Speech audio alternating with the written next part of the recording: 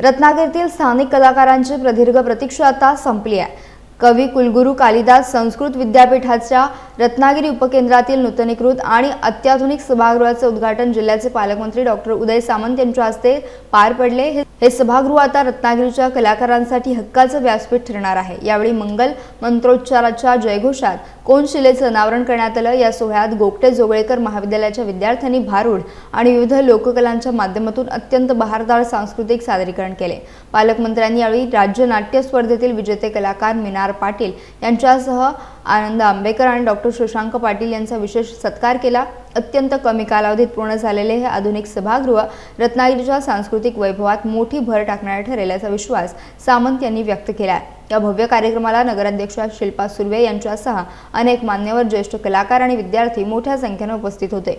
रत्नागिरीच्या समृद्ध कला विश्वाला या माध्यमातून नक्कीच नवी दिशा आणि मोठी उभारी मिळणार आहे।